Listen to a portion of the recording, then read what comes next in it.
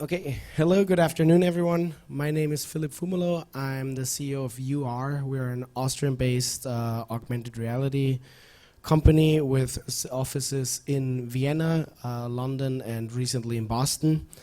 And over those last 5 years, we have produced several augmented reality applications, mainly within the retail industry, but also within the real estate and the Industry 4.0 sector. I believe that those last couple of days we've all seen the possibilities with and potentials of augmented reality, especially when we compare to where we've been standing 12 months ago right here.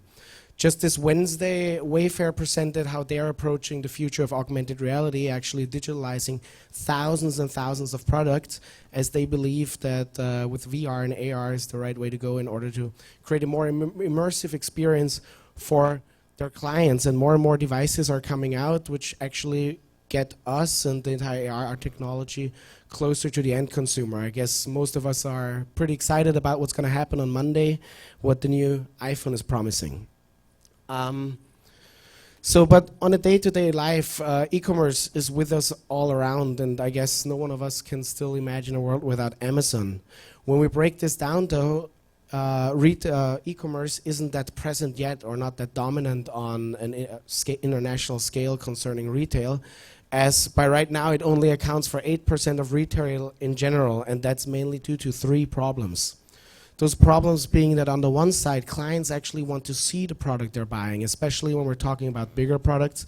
It gets more and more difficult to actually imagine those products in your home. Obviously, furthermore, back in the days, it only used to be cars that were able to be configurable, and you're used to car configurators and so on. By now, almost anything, be it your bike, be it your bed, be it whatever else, is being able to be configurable, and therefore there's very flexible pricing that comes with it. And then on the last part of it, it's that the vendors are facing high return costs. And standing here today, I can truly say that augmented reality is actually the key, addressing actually all of these topics. And this is actually where I would like to take the chance to see where the retail sector is going, where actually the forecast is going, which place the so-called eCommerce is playing within this entire field. And as DigiCapital predicted, by 2020, the eCommerce, so e-commerce supported by augmented reality, is supposed to account for 20% of the entire market, accounting for $24 billion. But we at ViewAR, we did believe it's not only about like AR as it's around us now, most of the times putting a little hologram in a room and seeing it there. It's about creating a total immersive experience. It's about creating a little partner that goes with the client the entire customer journey. So it's a set of features that needs to be there in order to actually create an incremental benefit, because as long as we're not creating an incremental benefit, it's going to get hard to actually change consumer and buying behaviors. This is why I would actually like to take the chance to jump over a few features and tools that are out there and where the road is going in order to support this e-commerce, but also bring AR into the stationary retail out there in all the stores. So we all know the classic approach of projecting items markerless or with a marker in your room or so. But imagine if this goes even further, when you get the possibility to configure a product on your desktop because it's just easier, you're there, you're on a website, you're browsing something, and then being able to actually push that object onto your mobile device and seeing it right live in your environment. The nice thing about it, you're not able to make any mistakes anymore, you're not missing any assembling parts by putting together pieces, you have a transparent pricing, and it gets really interesting once those systems are even connected with already existing APIs to ERP systems, to storage systems, to inventory systems, seeing actually companioning the entire process. It goes even further, and this is actually where we are today, when you look at parametric models and bring parametric models into the environment, where you see here an application for one of the world leaders for awnings, where you just saw that you can actually change the size of the awning by every inch you want to. You can change the materials, the animations are still there, and it's even added with, or it's even accompanied by features like here, where you're able to see the shade at any given time, any year, anywhere you are around the globe. And it's just features like that that create that immersive experience that I was talking about earlier. And here we go, click.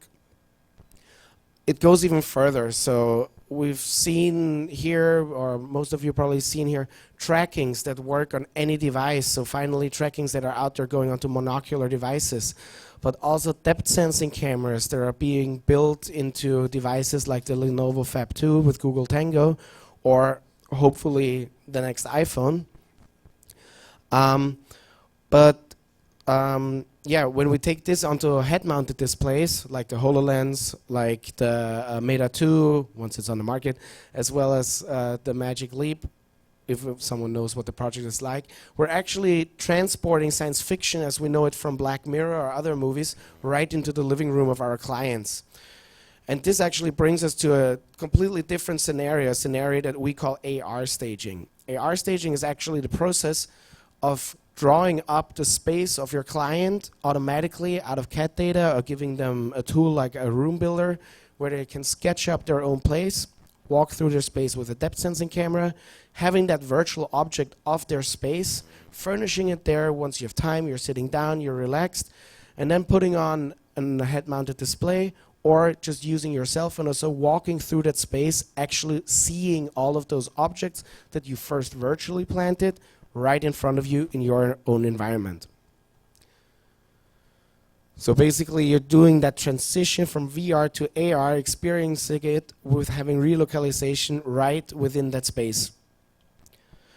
So basically one can see that the times where we're projecting bluntly objects onto a piece of paper are over, and it's about feature sets, that's where I want to make the point again, that create an immersive experience, make the connection where actually augmented reality sets in, where it's on the one side, closing that imagination gap.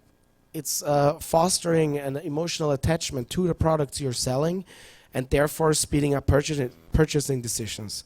Other side effects of that obviously being a lesser return rate, therefore cutting costs, and we're able to visualize complex products with a transparent pricing. But it gets interesting when we're actually talking about if this all makes sense. Click, sorry, I was missing that. If this all makes sense. So if we look at our customers, we have around 20 customers that are in the retail sector.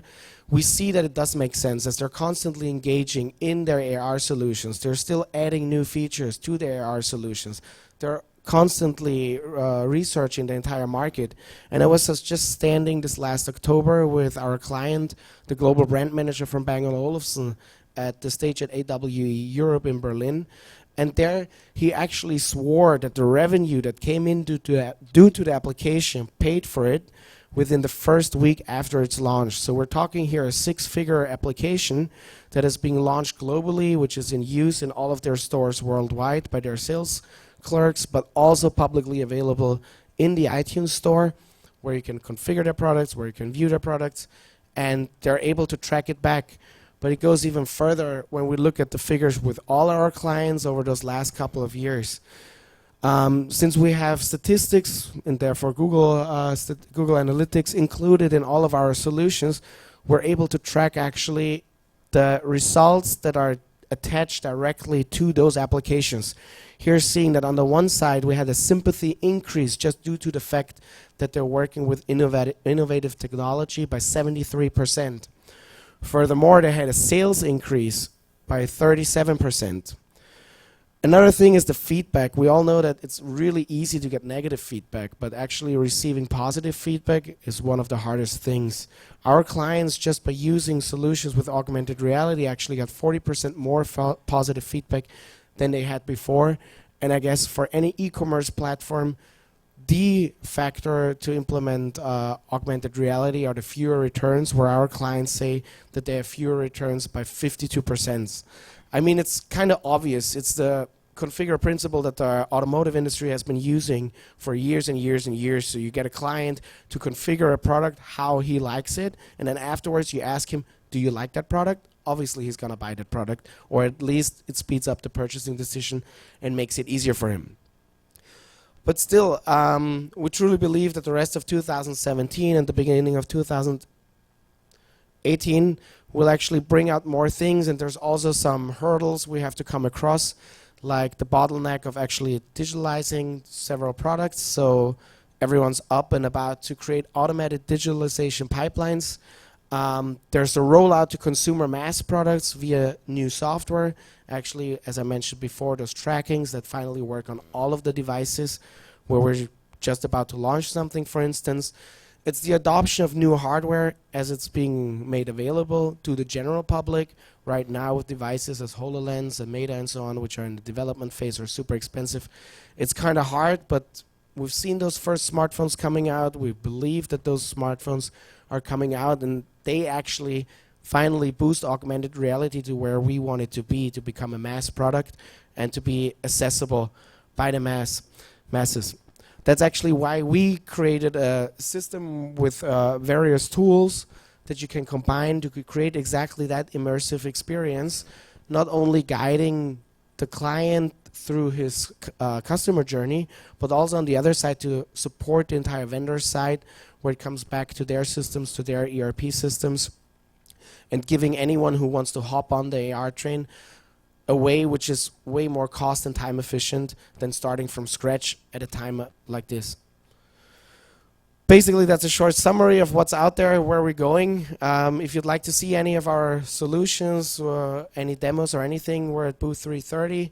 We're going to be there for the next 2 hours, so I'm happy to see you there. Please stop by. Thank you.